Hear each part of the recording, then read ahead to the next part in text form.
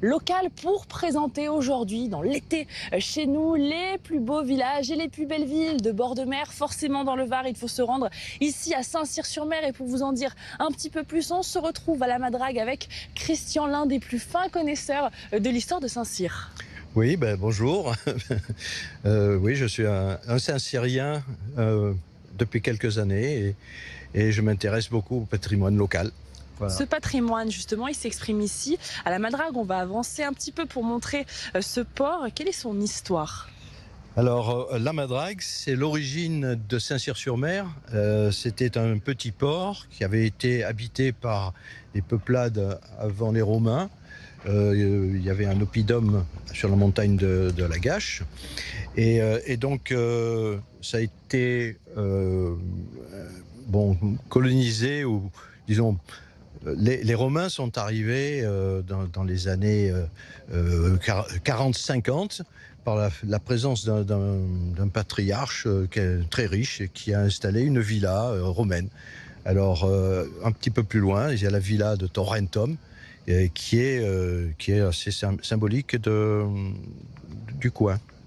Il faut le dire aussi, Saint-Cyr est découpé en 3 parties. Alors Saint-Cyr est une commune relativement récente, puisqu'elle est commune depuis 1825. Donc on a fêté les 200 ans de la commune l'année dernière. Et elle est constituée de 3 petits hameaux. Alors c'était des hameaux, hein. Les Saint-Cyriens revendiquent le nom de petits villages. Mais bon, à l'époque, c'était des hameaux. 3 hameaux, les Lecs, la Madrague et Saint-Cyr-sur-Mer. Voilà. Donc c'est une ville un peu particulière qui n'a pas de centre proprement dit. Pas de centre, mais plusieurs petits quartiers, et justement des quartiers de bord de mer qui en font le charme.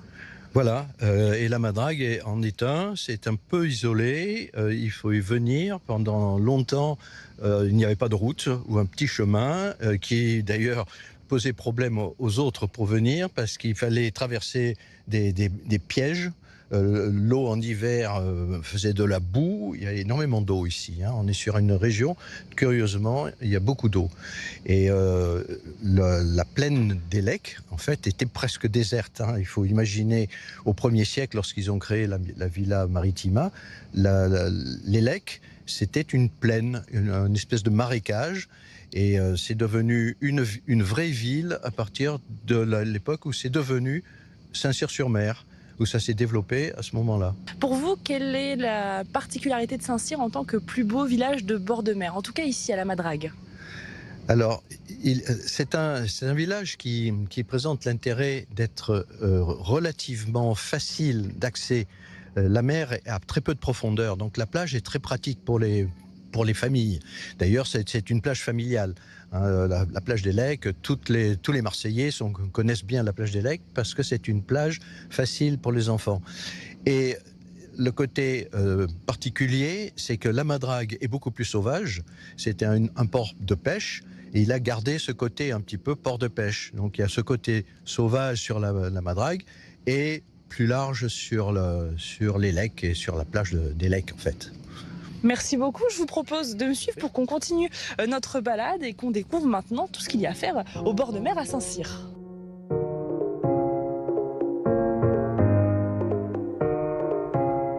Qui dit village et ville de bord de mer dit activité sous l'eau et notamment un sentier sous-marin. Oui, effectivement, dès l'année prochaine, la commune de Saint-Cyr-sur-Mer va établir le 12e sentier sous-marin des communes du Var. Ce sentier sous-marin partira donc de la plage de où nous sommes à l'heure actuelle pour aller jusqu'à la plage de la Rainette qui se situe 300 mètres plus loin. Il sera composé de 6 bouées sur lesquelles seront fixées des tablettes. Sur ces tablettes, on pourra lire tout ce que nous pouvons voir sous la mer, la posidonie, la faune et la flore.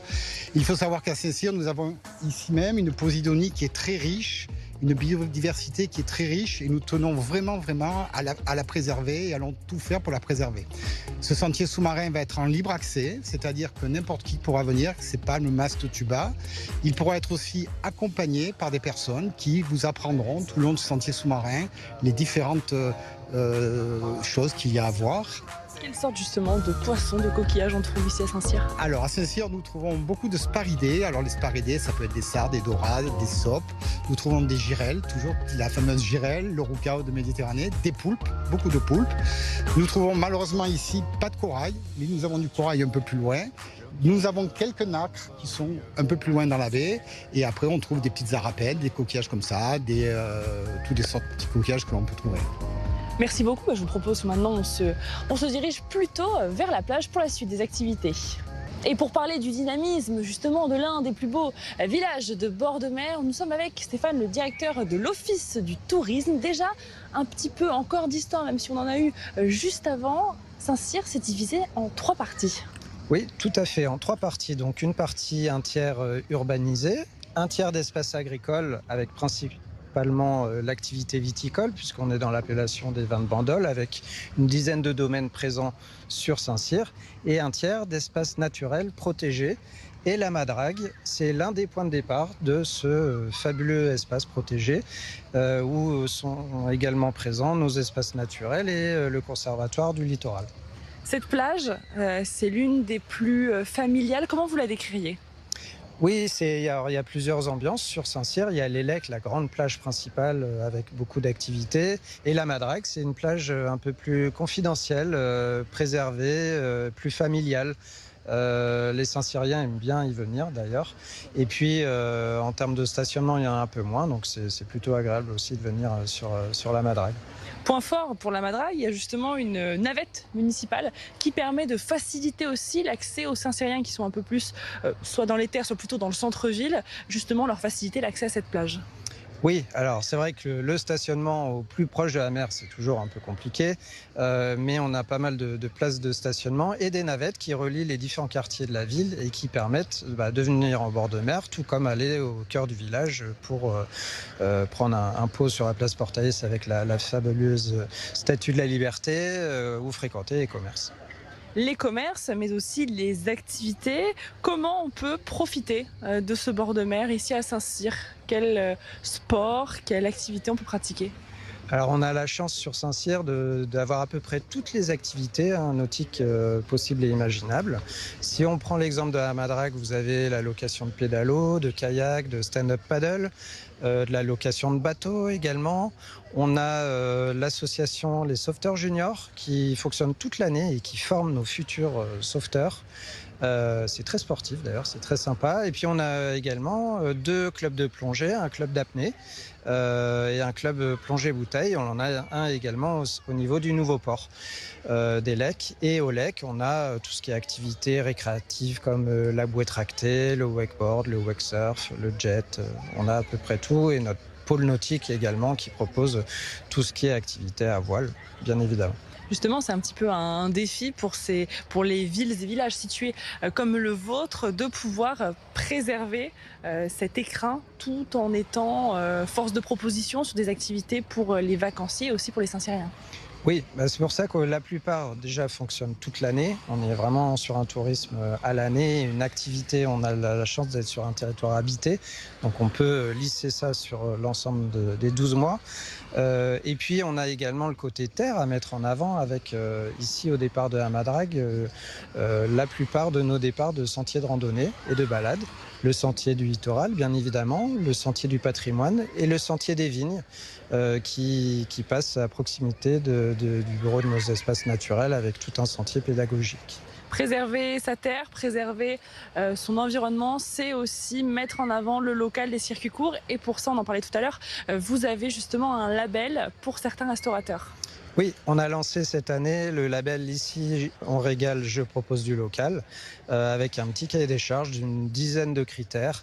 Déjà, proposer des vins de Bandol à la carte, proposer des recettes locales, provençales, d'être en circuit court, au moins une bonne partie de la carte, d'être sur une carte de saison, et puis d'assurer un accueil de qualité tout au long de l'année. Donc ça, c'est les principaux critères.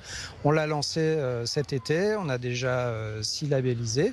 Ça va du restaurateur au glacier, et puis on espère d'ici la fin de l'année arriver au moins à une quinzaine de labellisés. Et c'est une vraie demande à la fois de la filière, de l'écosystème, mais aussi de la clientèle qui vient en vacances aussi pour la gastronomie locale. Merci beaucoup. Restez avec nous sur BFM Toulon-Var, BFM Marseille-Provence, BFM d'ici et BFM Nice Côte d'Azur. L'information continue.